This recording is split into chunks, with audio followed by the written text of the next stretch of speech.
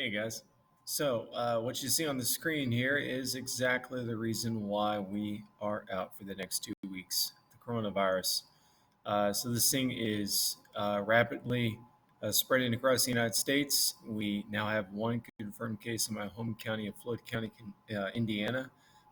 We actually today also just confirmed our first death in the state of Kentucky. So, that's the reason why for the next 2 weeks here we will be out of school. Just the county's playing it safe and making sure that no children get sick and spread it to other children and then potentially become hospitalized.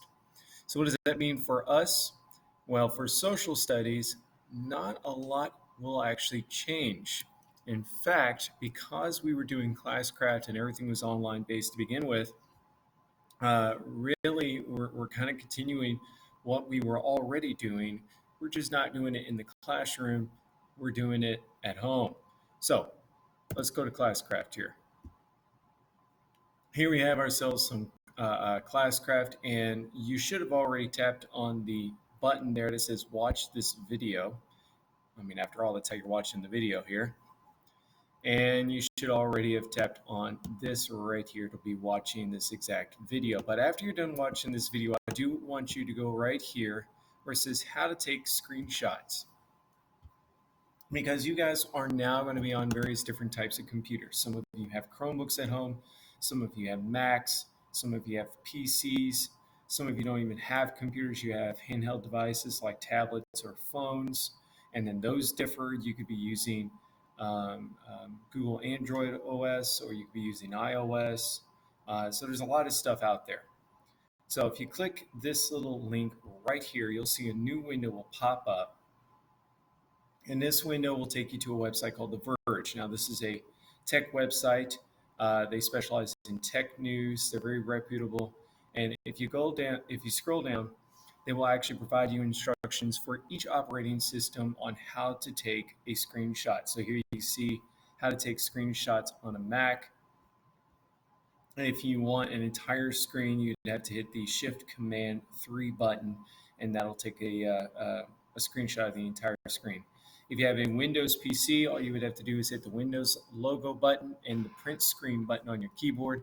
Sometimes all you have to do is just hit the print screen button on your keyboard, and that will work. If you don't have a print screen button on your keyboard, you can see there where it even says just hold the Control or FN key to the combination. So Control FN, and you should be able to screenshot that way.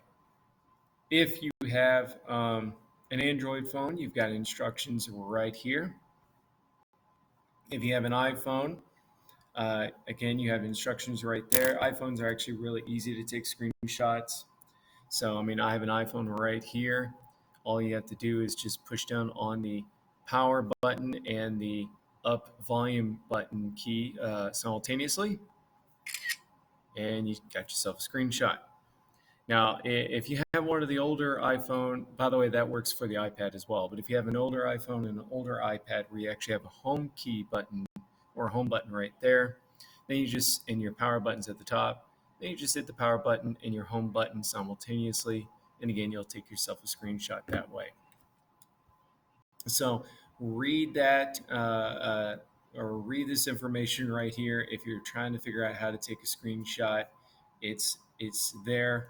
If you're still not for sure how to, I mean, YouTube's a wonderful source. You can use YouTube, and I'm sure there's a bunch of videos out there online on how to take screenshots. I will say, though, normally you'll see a save and exit button at the end of each of your slide. And when you hit the save button, this window pops up. And you'll notice over here to the top right, it'll say save as PDF. Now, it says save as PDF for me because I don't have a wireless printer connected to this Chromebook. The school won't let me have a wireless printer because of security reasons and all that. So if I did have a printer, it would have the printer option right here as default, and then I would have to switch it over to save as PDF. If you're a Mac or PC user, same thing.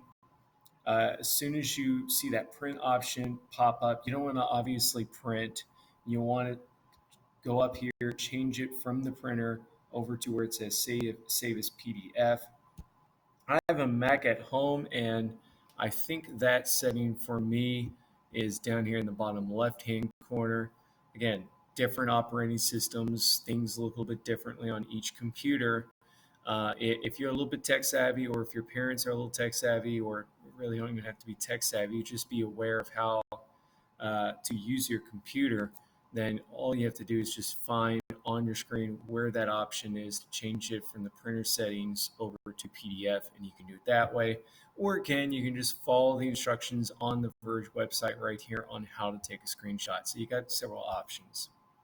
Once you're done reading that website, and you know how to take a screenshot on your computer, there's no questions about it, you know it, then the last thing I want you to do is take a survey for me on Classcraft. Now, I know we're still using Classcraft, but we are kind of winding down from the Classcraft experience. Hopefully, we'll come back after spring break. And if we do, Mr. Volk will actually begin instruction on the Age of Exploration, and he will not be using Classcraft. If we're out longer than that, then we may be using Classcraft longer. But in the meantime, go ahead and feel free to take that survey right there. You'll get 100 XP and 100 GP for free just taking that survey. I'm going to ask you a couple questions like, what is it you like the most about Classcraft? Things you hate the most about Classcraft? If you change things about Classcraft, what would you change? That type of stuff. So it's not a very long survey, probably take you maybe 2 minutes to fill out. So please fill that out and finish that up. Now, as far as our assignments goes, again, nothing's really changed. This is stuff we've been doing in the classroom. Now we're not in the classroom. You're not sitting in the desk. You're sitting on your couch or in a chair at your house. Probably a much more comfortable setting, to be honest. But first things first, you'll notice here to the left, we've got American civilizations. That's going to be our next unit. It's a pretty short unit. And really, it should only take us these 2 weeks right here. And then after we get back from spring break, then we'll be doing something entirely different, and that will be the Age of Exploration. But just click on American civilizations right there. And of course, now you see the full quest map. And again, you can see it's not super long or anything. Of course, this won't be how it looks immediately for you. The map will be zoomed in. You'll get that nice little fog of war, as they call it, where you won't be able to see the whole map. You have to kind of progress through each quest in order to unlock the map. First assignment you've got is the land bridge theory. Same as always, you see your objective and really what's the purpose of the lesson. The task, read the task. Click here to view the assignment. So we're going to click there to view the assignment. And I'm not going to hit play really, because if I hit play, then it's, you're going to hear me in the background. So, but you know this. Of course, you've got your table of contents tab here. You can see this assignment is only 3 minutes and 43 seconds of me reading. So it's not a very long one. I will say though that the assignments on the Maya, the Inca, and the Aztecs, those are a little long. And if you sit there and you're I don't know, watching YouTube or listening to music instead of listening to me, on those programs, and you're just kind of caught in this loop where you're constantly getting the question wrong and it's taking you back to the previous slides, then it's going to take you a while. So I do not recommend to do that. Listen to me, pay attention to me as I read to you these slides, get those questions correct. Each lesson, even the long ones, really shouldn't take you more than 20 minutes, maybe 25 minutes tops to finish. So they're not extraordinarily long. You do see there are 3 side quest missions, one on the Mayans, the Aztecs, and the Iroquois. Each one are DBQs, or document-based questions. So if you click on those, you've got a series of firsthand accounts. Sometimes they could actually be quotes from individuals. Sometimes it's just excerpts from historians. And then at the end of each, you do have a little section here where you will have to type in your answer. as always, whether it's a PC, Mac, Chromebook, whatever, after you type this, you will have to download this file. And you will have to save this file onto your desktop or into your computer. Of course, change the file name so you can find it, and then upload that file into Classcraft. Again, this is nothing new. We've done this now all year long. So this shouldn't be too confusing. The only difference is you're now doing it on your computer versus on the Chromebooks here at school. At the very end of the unit, we have ourselves a study guide like usual. You'll see right down there at the very bottom, I've not uploaded that study guide yet, but it is finished. And as soon as I get home, I'll upload that thing. And then, of course, you do also have a test. Once you are finished with the study guide, you'll have access to the test. You can see here there is a due date on the on the test. I just had something to eat, so my throat's a little dry, I guess. You do have something, or you do have a due date for the test. The test must be completed by March 29th. So it's not like this infinite amount of time to get the test done. You got to get that test done by March 29th and have that score submitted. Another thing about the test, you will not get retakes with these tests. The test, when you take it, it will not lock out your screen. That's on purpose, because in order for that screen lockout to occur, you have to be on a Chromebook. And I know some of you out there don't have, several of you out there don't have Chromebooks.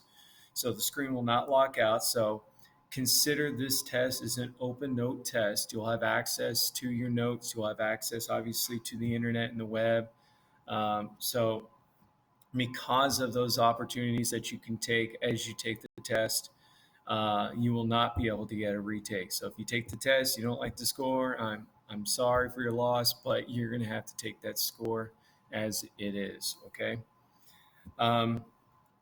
Another thing I can share with you guys is throughout the week, your parents should be getting multiple phone calls, one from each teacher.